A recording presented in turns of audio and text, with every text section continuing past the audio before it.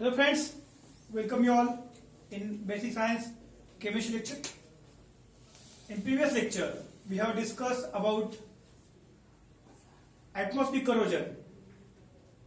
There are two types of corrosion: atmospheric corrosion, which is also called as dry corrosion; immersed corrosion, which is also called as wet corrosion. त्यातला जे atmospheric corrosion आहे त्याबद्दल आपण previous लेक्चरला थोडंफार प्रमाणात माहिती घेतली होती. ऍटमॉस्फिअर करोजन म्हणजे ऍटमॉस्फिअर मध्ये असलेल्या जे काही गॅसेस आहे, ऑक्सिजन किंवा अदर गॅस, त्यांच्यामुळे जे करोजन होतं ते असतं तुमचं ऍटमॉस्फिअर करोजन. त्यातला जो फर्स्ट टाईप होता, त्यात पण दोन टाईप होते विद्यार्थी मित्रांनो, ते आपण प्रीवियस लेक्चरला बघितले होते. Corrosion due to oxygen and corrosion due to other gas. त्यातला करोजन ड्यू टू ऑक्सिजन हा पार्ट आपण प्रीवियस लेक्चरला आपण केला होता स्टडी. आजच्या पार्टमध्ये आपण आहोत corrosion due to other gas. तत्पूर्वी एक शॉर्ट रिव्हिजन काय आपण शिकलो प्रीवियस लेक्चरला. Corrosion due to other gas घेण्याच्या पहिले आपण शिकलो होतो करोजन ड्यू टू ऑक्सिजन. तुम्हाला सांगितलंय की ज्यावेळी तुमचा मेटल ऑक्सिजन सोबत रिॲक्ट करतोय that will form metal oxide film. ती जी काही मेटल ऑक्साईडची फिल्म फॉर्म होते ती सरफेसला कव्हर करते. त्या फिल्मचं नेचर कसं आहे त्यानुसार त्याचे तीन टाईप पडतात: स्टेबल, अनस्टेबल आणि व्होलाटाईल. स्टेबल म्हणजे काय? जी फिल्म फॉर्म होते ती स्टेबल आहे, त्याच्यावरती स्टिक असते सरफेसवरती. त्यामुळे काय करतोय, it will act the protective coating. ती प्रोटेक्टिव्ह कोटिंग म्हणून काम करते आणि तुमचा जो काही मेटल आहे त्याला कम्प्लिटली कव्हर करते आणि त्याचा रेट ऑफ करोजन काय होते नंतर कमी करते. परंतु जी प्रोटेक्टिव्ह स्टेबल फिल्म फॉर्म होते त्याचे पण दोन टाईप होते जे आपण बघितले होते प्रीवियस लेक्चरला, दॅट इज पोरस अँड नॉन पोरस. स्टेबल पोरस फिल्म, स्टेबल नॉन पोरस फिल्म. पोरस असेल तर काय होते, त्या पोर मधून गॅस मध्ये एंटर करणार आणि करोजन होत राहणार. म्हणजे जरी रेट कमी होईल, rate of corrosion is decrease but not completely stop when film form is stable but पोरस. पोरस असेल तर काय होईल, रेट कमी होईल पण कम्प्लिटली स्टॉप होणार नाही. त्याचे एक्झाम्पल कोणते होते? अल्कली मेटल आणि अल्कलाइन अर्थ मेटल. नंतर आपण बघितलं होतं स्टेबल नॉन पोरस. नॉन पोरस म्हणजे काय, कुठेही होल नाहीये, कम्प्लिटली 100% ते कव्हर करते तुमच्या मेटल सरफेसला. कोण? मेटल ऑक्साईडची फिल्म. अशा वेळेस कम्प्लिटली कव्हर काय होईल, it will act as the protective coating. ती प्रोटेक्टिव्ह कोटिंग म्हणून काम करणार आहे विद्यार्थी मित्रांनो. आणि तुमचा सरफेस जो आहे तो कम्प्लिटली कव्हर झाल्यामुळे त्याचं करोजन नंतर स्टॉप होणार आहे काही वेळानंतर. जेव्हा ती कम्प्लिटली प्रोटेक्टिव्ह कोटिंग तयार होईल ऑक्साईडची, त्यावेळेस तुमच्या मेटलचं फर्दर करोजन होणार नाही. आणि त्याचं एक्झाम्पल कोणतं होतं? कोणतं एक्झाम्पल स्टडी केलं आपण विद्यार्थी मित्रांनो? Aluminium oxide. एरोप्लेनचं एक्झाम्पल तुम्हाला दिलं तुम्ही. एरोप्लेनचं जे काय सरफेस आहे, आउटर सरफेस, तो असो ड्युअल्युमिन मेटलचा. तर अल्युमिनियम 95% पर्यंत असतं, कारण अल्युमिनियम ऑक्साईड सोबत कंबाईन होऊन अल्युमिनियम ऑक्साईडची स्टेबल नॉन पोरस फिल्म फॉर्म करते. त्यामुळे ऑक्सिजनचा कुठलाही फरक तुमच्या अल्युमिनियमला पडत नाही. नंतर आपण बघितलं होतं अनस्टेबल फिल्म फॉर्म होते, पुन्हा ब्रेक होते, फॉर्म होते, पुन्हा ब्रेक होते. कारण जे काही प्रोडक्ट फॉर्म होतोय मेटल ऑक्साईडचा तो कसा आहे, अनस्टेबल आहे. एक्झाम्पल आपण बघितलं होतं सिल्वर, गोल्ड आणि platinum are the example of unstable oxide film. ते एक्झाम्पल होते अनस्टेबल ऑक्साईड फिल्मची. नंतर आपण बघितलं होतं व्होलाटाईल. वेपरच्या फॉर्म मध्ये किंवा गॅसेस फॉर्म मध्ये तुमची जी काही ऑक्साईड फिल्म फॉर्म होते ती गॅस फॉर्म मध्ये इव्हापोरेट होते, गॅसेस फॉर्म मध्ये कन्वर्ट होते. आणि असं झालं तुमचा सरफेस पुन्हा अवेलेबल असतो फर्दर अटॅक ऑफ ऑक्सिजन. त्यामुळे करोजन तुमचं काय होणार आहे, होत राहणार आहे. करोजन होत राहणार आहे. याचं एक्झाम्पल होतं व्होलाटाईल ऑक्साईड फिल्मचं एक्झाम्पल कोणतं होतं? Molybdenum oxide, right, and vanadium pentoxide V2O5 are the example of volatile oxide. हा पार्ट आपण प्रीवियस लेक्चरला घेतला होता. आजच्या लेक्चरमध्ये आपण बघणार आहोत corrosion due to other gas. ज्याप्रमाणे आपण बघितलं की ऑक्सिजन हा करोजनसाठी जास्त म्हणजे हानिकारक आहे किंवा जास्त करोजन होतंय ऑक्सिजनमुळे. सिमिलरली काही गॅसेस पण आहेत अदर, त्याच्यामुळे पण तुमचं करोजन होतंय. That is chlorine gas. For example chlorine gas आपण बघितलं होतं की सिल्वर, गोल्ड, प्लॅटिनम हे जेव्हा ऑक्सिजनच्या कॉन्टॅक्ट येतात त्यावेळेस ते अनस्टेबल ऑक्साईडची फिल्म फॉर्म करतात आणि अनस्टेबल ऑक्साईडची फिल्म फॉर्म केल्यामुळे त्याचं करोजन होत नाही. सिल्वरचं मोस्टली आपण बघितलं सिल्वर गोल्ड पडतं, परंतु आता सिल्वर आहे याचं जरी ऑक्सिजनमुळे करोजन होत नसलं तरी काही अदर गॅसेस पण आहेत, त्यांचा पण काही फरक होऊ शकतो. त्यातला एक आहे क्लोरीन गॅस.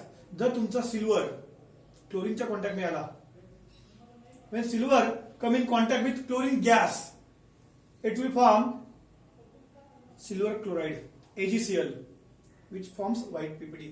म्हणजे जसं आपण बघितलं होतं रस्टिंग ऑफ आयर्न, तुमच्या आयर्नच्या सरफेस वरती एक येलोइश लेअर फॉर्म होते, येलोइश पीपीटी फॉर्म होते, रस्टिंग म्हणतो आपण त्याला.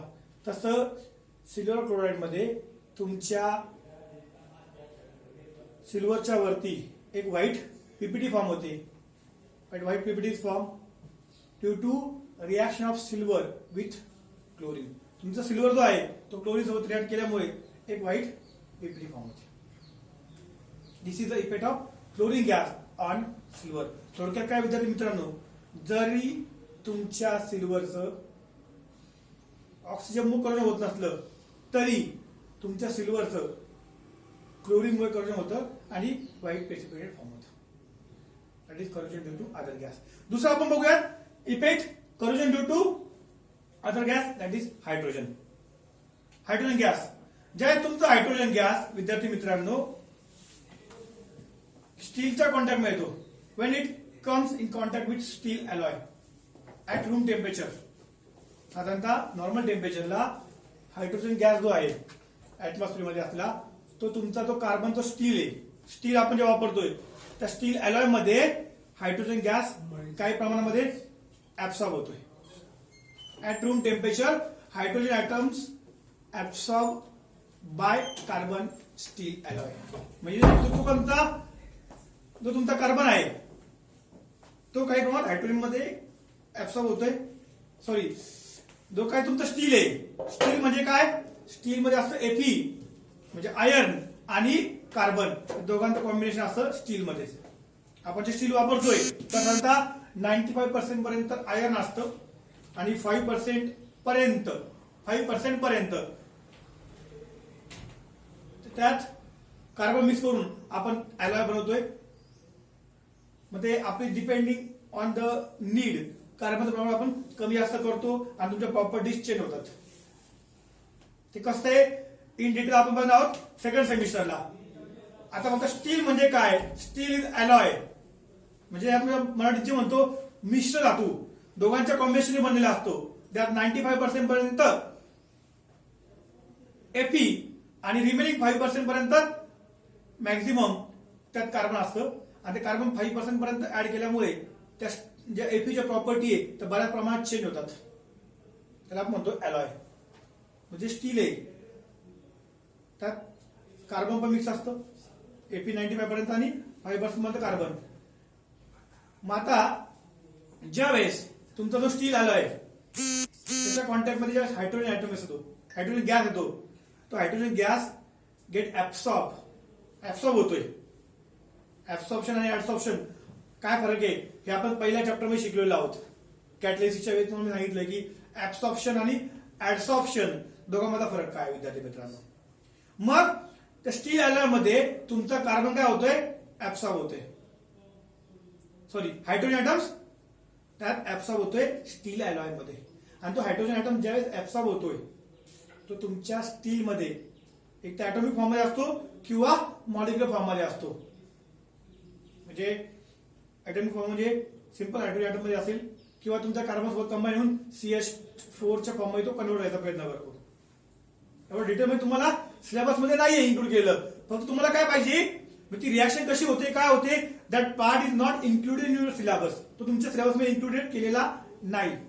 तुम्हाला फक्त काय माहिती असलं पाहिजे की ज्या वेळेस तुमचा स्टील हायड्रोजनच्या कॉन्टॅक्ट मध्ये येतो त्यावेळेस तर स्टील हायड्रोजन काही प्रमाणात ऍब्सॉर्ब करतं, स्टील हायड्रोजन ऍब्सॉर्ब करतं काही प्रमाणामध्ये. आणि ते हायड्रोजन ऍब्सॉर्ब केल्यामुळे जे काही कुठे होल्स असतील किंवा जे काही बाउंड्री असेल स्टील मध्ये त्या स्टील मध्ये तो हायड्रोजन गॅस जमा होतो in the form of bubbles. बबलच्या फॉर्म मध्ये तो जमा होतो. आता बबल्स तयार झाल्यामुळे त्या स्टीलमध्ये काय होतं, प्रेशर वाढतं.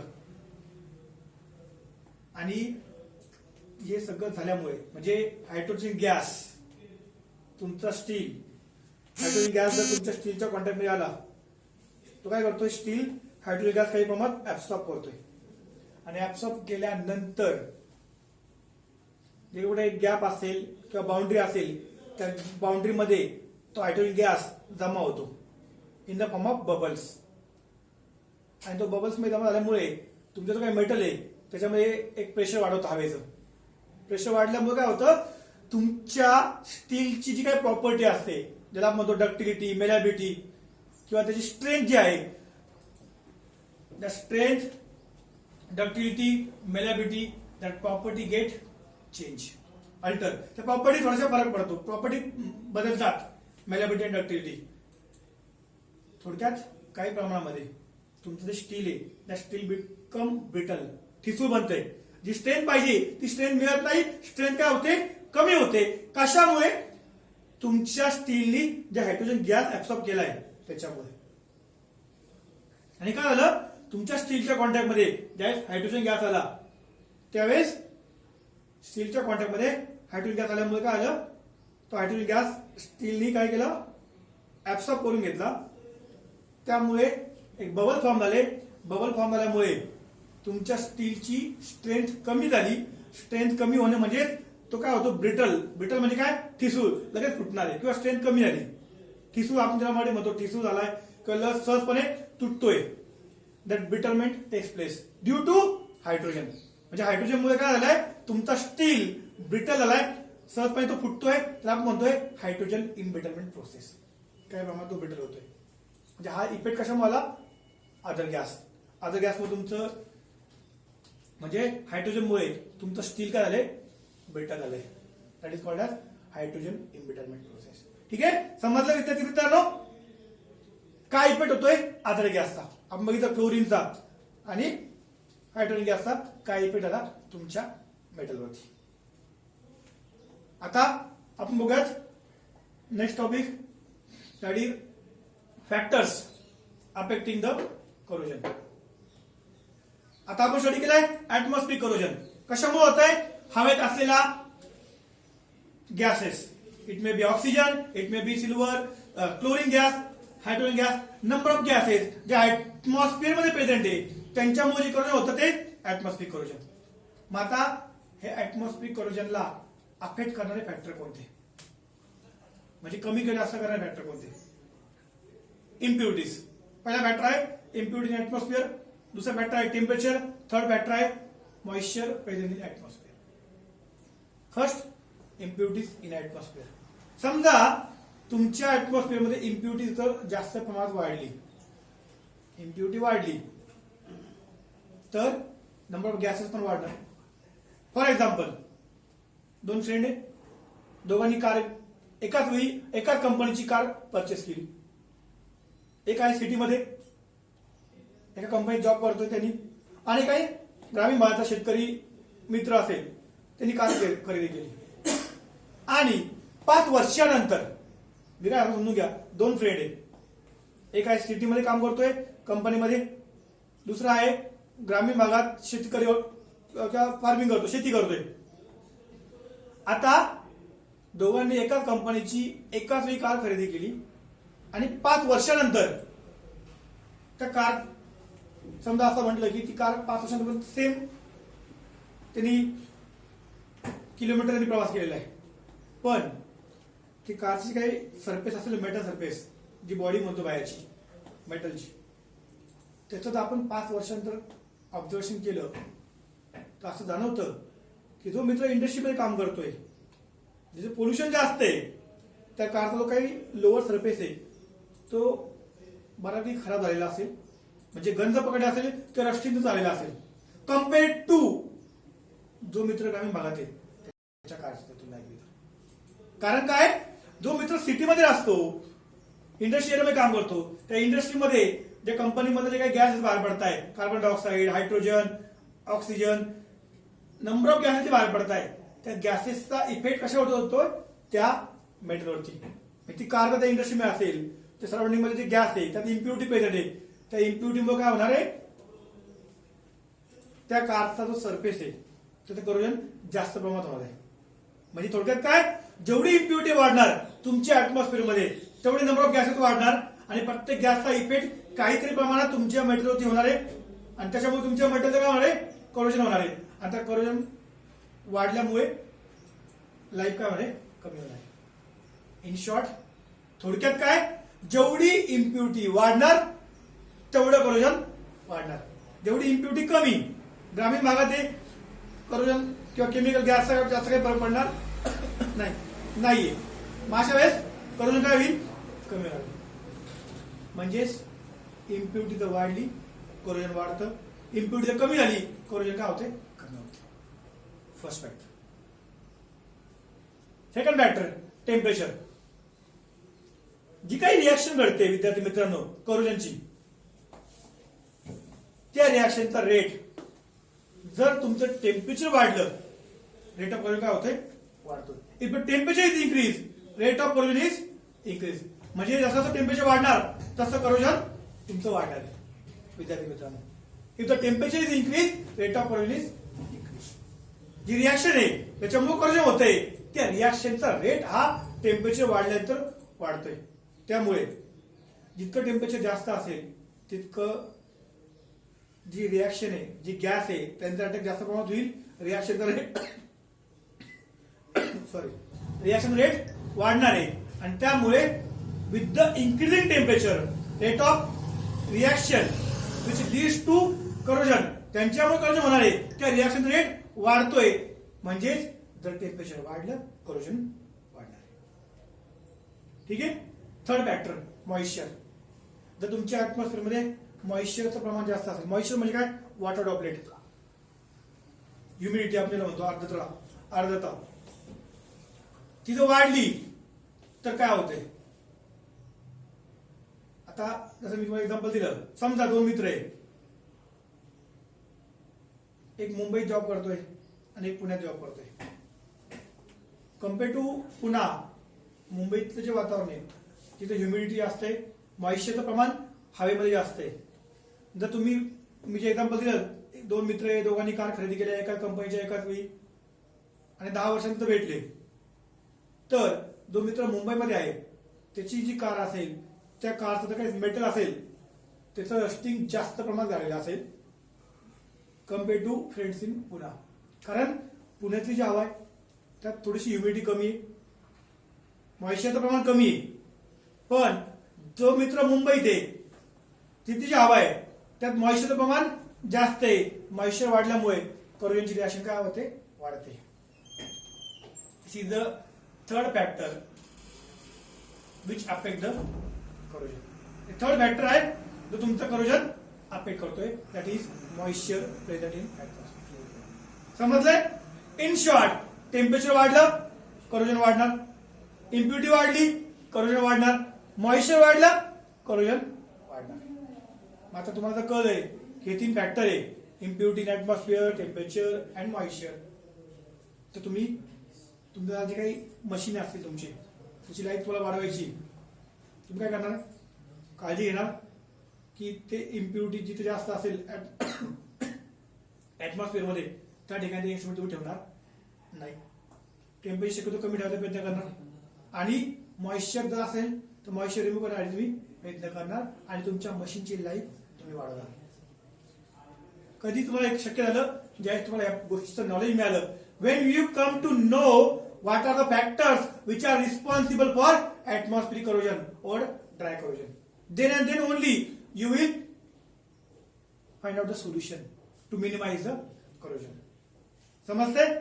Factors affecting atmospheric corrosion. Temperature वाढलं करोजन वाढलं, मॉइश्चर वाढलं करोजन वाढणार, इम्प्युरिटी वाढली करोजन वाढणार.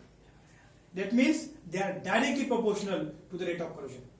Impurities, temperature and moisture are directly proportional to rate of corrosion. Rate of corrosion वाढते ज्यावेळेस तिन्ही फॅक्टर वाढते. ठीक आहे. नाऊ इथे आपला जो काय ड्राय करोजन हा पार्ट संपलेला आहे. कसं होतं काय होतं ते आपण स्टडी केलेलं आहे. आता आपण बघूयात next part, that is weight corrosion. Weight corrosion, which is also called as electrochemical corrosion, which is also called as immerse corrosion. आता हे corrosion कधी होतं? This type of corrosion takes place when that metal come in contact with liquid medium, that is water, aqueous solution, sea water, fog, wet soil किंवा हाय humidity असेल तर.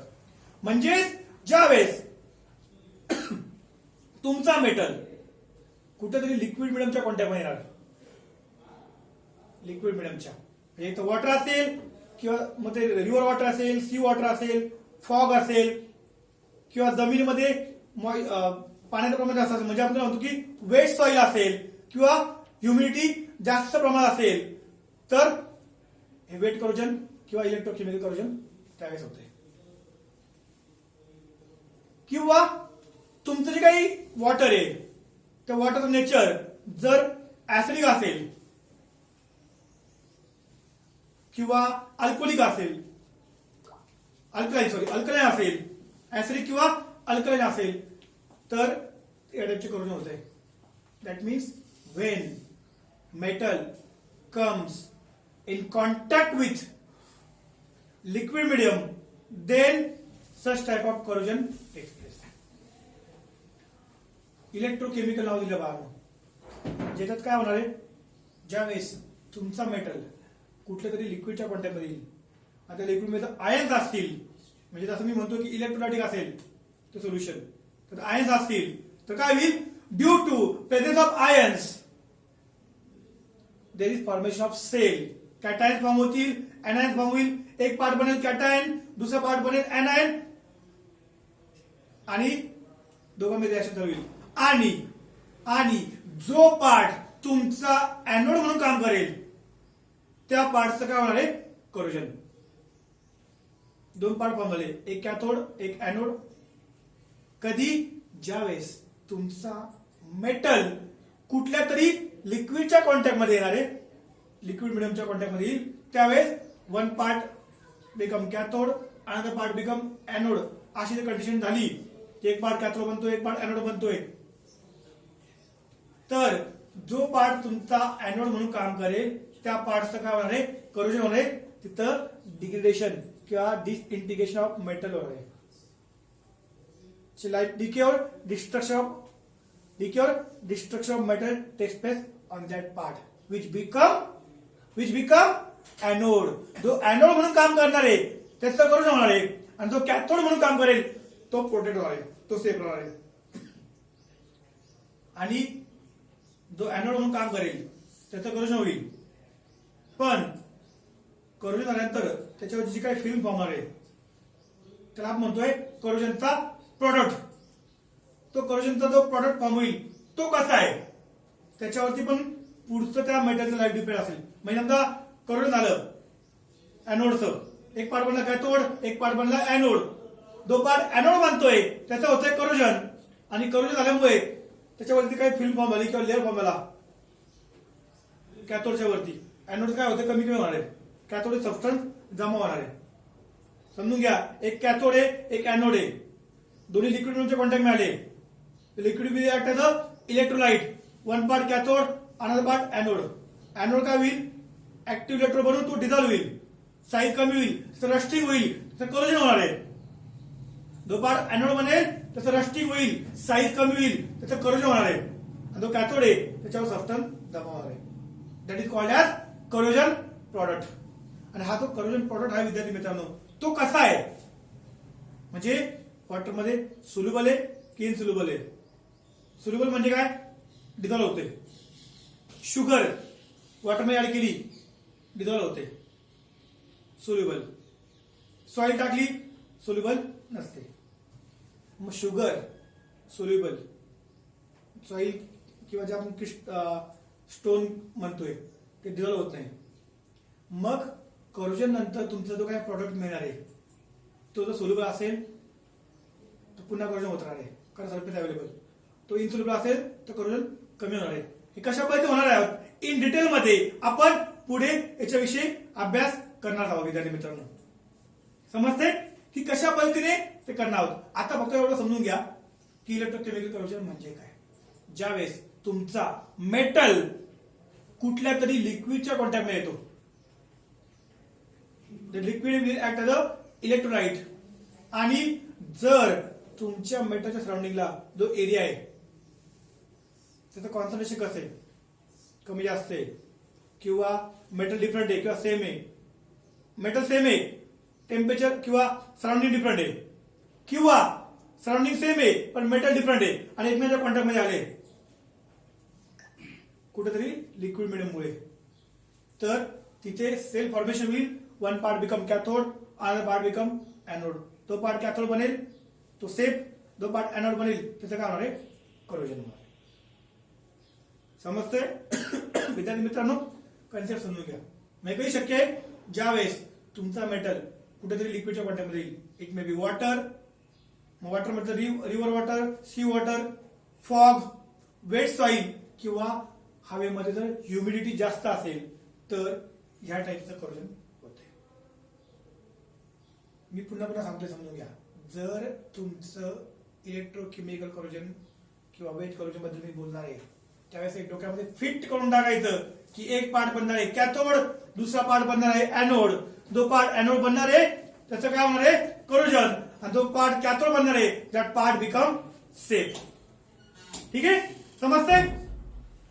आता बघूया आपण त्याची टाईप कशा पद्धतीने होत आहे. Electrochemical corrosion or wet corrosion takes place by two method, that is galvanic cell action or concentration cell action. Concentration, or we can say differential cell action.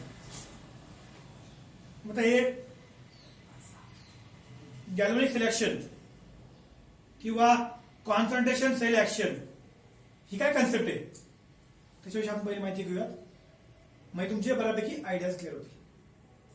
First we will discuss about galvanic cell action म्हणजे काय. Galvanic cell action कधी होते बघा. Galvanic sale कधी होणार आहे, समजा तुमचा मेटल आहे कुठेतरी दुसऱ्या मेटलच्या कॉन्टॅक्ट मध्ये आलाय. म्हणजे माझ्याकडे समजा एक पीस ऑफ कॉपर आहे, तसं मी कुठे ठेवून दिलंय, ठेवताना मी काळजी घेतली नाही आणि तिथे कोणते आणून अजून झिंकचा पीस आणून ठेवून दिला किंवा झिंक रॉड ठेवून दिलेले. मग कॉपर रॉड आणि झिंक रॉड दोन एक मिनिट टच झाले. मी काय म्हणतो समजून घ्या. माझ्याकडे कॉपरचा रॉड होता, मी काय केलं घरात मी कुठे ठेवून दिला. कोणीतरी आलं ते झिंक रॉड घेतला आणि तो झिंक रॉड कॉपरच्या रॉडच्या जवळ ठेवून दिलेला, आणि काही कारणास्तव तिथं पाणी पडलं किंवा मॉइश्चर कमी आलं तिथे. काय विद्यार्थी मित्रांनो, डायग्राम बघा तुम्हाला दिसतंय. एक कॉपरचा रॉड आहे, दुसरा झिंकचा पीस आहे, आणि जे तुम्हाला दिसतंय बॉक्स मध्ये तुमचं मॉइश्चर आहे किंवा लिक्विड मिडियम आहे किंवा ऍक्वेस मिडियम आहे. मग आता कंडिशन काय बघा, एक कॉपर आहे, दुसरा झिंक आहे, आणि सराउंडिंग जे काही मीडियम आहे that medium is aqueous medium. Medium कसं आहे, ऍक्वेस मीडियम आहे. Copper, zinc, medium is aqueous medium, किंवा वॉटर आहे, मॉइश्चर आहे, पुढे आहे. मग मी तुम्हाला सांगितलं स्टार्टिंगलाच, ज्यावेळेस आपलं इलेक्ट्रोकेमिकल करोजन होतंय त्यावेळेस एक पार्ट बनतोय कॅथोड, दुसरा पार्ट बनतोय एनोड. मग त्या दोघांपैकी कुठला पार्ट बनणार आहे कॅथोड आणि कुठला पार्ट बनणार आहे एनोड, कसं करणार आपल्याला साईडला बघा. इलेक्ट्रोकेमिकल सिरीज आपण शिकलोय इलेक्ट्रोकेमिस्ट्री मध्ये, इलेक्ट्रोकेमिकल सिरीज मध्ये जो वरती असतो त्याचं होतंय ऑक्सिडेशन आणि तो बनणार आहे एनोड. जो खाली असणार आहे सिरीज मध्ये कॅटायनच्या बाबतीत म्हणतो मी, कॅटायनच्या बाबतीत. एनायन मध्ये एक्झॅक्टली अपोजिट. कॅटायन मध्ये म्हटलं, कॅटायनच्या बाबतीत बोललो तो कॅटायन मध्ये जो वरती असणार आहे इलेक्ट्रोकेमिकल सिरीज मध्ये त्याचं होणार आहे oxidation, that part become anode. आणि जो खाली असणार आहे त्याचं होणार आहे reduction, that part become cathode. मग आता कॉपर आणि झिंक दोघांनी जर तुलना केली, वरती कोण आहे सिरीज मध्ये बघा, कोण दिसतं वरती, कॉपर आणि झिंक. वरची पोझिशन कोणाची, झिंकची पोझिशन वरती, बरोबर. म्हणजे झिंकचं काय होणार आहे, ऑक्सिडेशन होणार आहे. आणि कॉपरची पोझिशन कुठे खाली आहे, त्याचं काय होणार आहे रिडक्शन. ऑक्सिडेशन म्हणजे काय loss of electron. Zinc electron loss करणार आहे. Zinc will lose electron that is form Zn+2 electrons. Zinc electron देणार आहे आणि कॉपर इलेक्ट्रॉन गेन करणार आहे. थोडक्यात झिंकचं ऑक्सिडेशन होईल म्हणजे zinc become anode and copper become cathode. आणि तुम्हाला सांगितले विद्यार्थी मित्रांनो, जो पार्ट तुमचा बनणार आहे एनोड त्याचं काय होणार आहे करोजन. म्हणजे झिंक आणि कॉपर जर तुलना केली तर झिंक वरती असल्यामुळे तो बनणार आहे एनोड, त्याचं काय होणार आहे ऑक्सिडेशन आणि त्याच्यामुळे त्या पार्टचं काय होणार आहे करोजन. म्हणजे ज्यावेळेस तुमचं झिंकचा पीस आणि कॉपरचा पीस एकमेकांच्या कॉन्टॅक्ट मध्ये येतील कुठेतरी मॉइश्चर मीडियम मध्ये, त्यावेळेस तुमच्या झिंकचं काय होणार आहे रस्टिंग होणार आहे, करोजन होणार आहे. करोजन होणार आहे त्या पार्टचं, कारण इलेक्ट्रोकेमिकल सिरीज मध्ये झिंकची पोझिशन हायर असल्यामुळे त्याचं काय होणार आहे करोजन होणार आहे. आणि अशा वेळेस ज्यावेळेस मीडियम सेम आहे बिना समजून घ्या, मीडियम सेम आहे पण मेटल्स डिफरंट आहे झिंक कॉपर, त्यावेळेस जी सेल फॉर्मेशन होती that is called as galvanic cell formation. Metals different medium same that time galvanic cell is form. ठीक आहे, कशा पद्धतीने होत आहे त्याविषयी इन डिटेल मध्ये आपण बघणार आहोत नेक्स्ट लेक्चरला. ओके.